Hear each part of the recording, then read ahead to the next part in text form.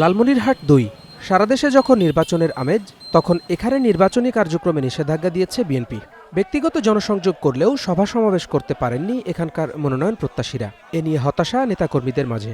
দলের একজন নিবেদিত প্রাণ কর্মীকে নেতাকে মনোনয়ন দিলে তার নেতৃত্বে আমরা নেতাকর্মীরা যেমন চাঙ্গা হতে পারবো, তেমনি আমরা আমাদের প্রার্থীকে বিজয়ী করতে সর্বশক্তি নিয়োগ করে আমরা মাঠে নামতে পারবো। কোনো আসন সমঝোতা না করে যদি না হয়, তাহলে আমি মনে করি যদি সরাসরি ধানের শীষ প্রতীক দিয়ে এই আসনে কাউকে মনোনয়ন দেওয়া হয়, তারেক রহমানকে এই লালমনিরহাট ২ আসনটি উপহার দেওয়া সম্ভব হবে বলে আমি বিশ্বাস করি। সীমান্তবর্তী আসনটিতে বিএনপির মনোনয়ন চান আপন দুই ভাই। কালীগঞ্জ উপজেলা আহ্বায়ক জাহাঙ্গীর আলম আর জেলা বিএনপির সহসভাপতি মোহাম্মদ রোকন উদ্দিন বাবুলের দ্বন্দ্ব দীর্ঘদিনের। এবার মনোনয়ন পেয়ে জয়ের ব্যাপারে আশাবাদী দুজনই। তৃণমূল থেকে যারা আন্দোলন সংগ্রামে ছিল তাদেরকেই এবার মনোনয়ন দেওয়া হবে, এই কথা বলেছে।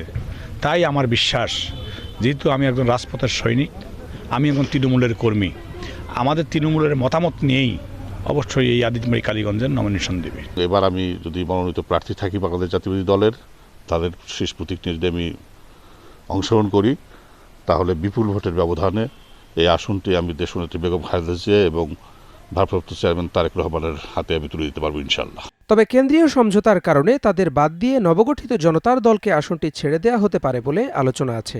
আদিতমারি কালীগঞ্জবাসীর প্রতি একটাই আমার আবেদন, তারা পরপর ৭ বার ৩২ বছর আমার বাবাকে যেভাবে নির্বাচিত করেছেন, তারা একইভাবে আমার পাশে দাঁড়াবেন এবং আমার বাবা যেভাবে তাদেরকে সহযোগিতা করেছেন, একইভাবে আশা করছি আমিও সেই সহযোগিতা তাদের প্রতি প্রসারিত করতে পারবো, সেই সহযোগিতার হাত। এখানে ১ বছর আগেই প্রার্থী চূড়ান্ত করেছে জামায়াত। নিয়মিত গণসংযোগ ও প্রচারণা চালিয়ে যাচ্ছেন দলটির প্রার্থী ও নেতাকর্মীরা। বিগত ১৫ বছর থেকে আমি মানুষের সঙ্গে রয়েছি, এ কারণেই মানুষ আমাকে ভোট দেবে মর্মে মনে করে। আসনটিতে অতীতে কখনোই জেতেনি বিএনপি বা জামায়াতের প্রার্থী। এবার সংসদে যাবেন কে, তা দেখার জন্য অপেক্ষা করতে হবে ভোটের ফল আসা পর্যন্ত। Desk report, star news.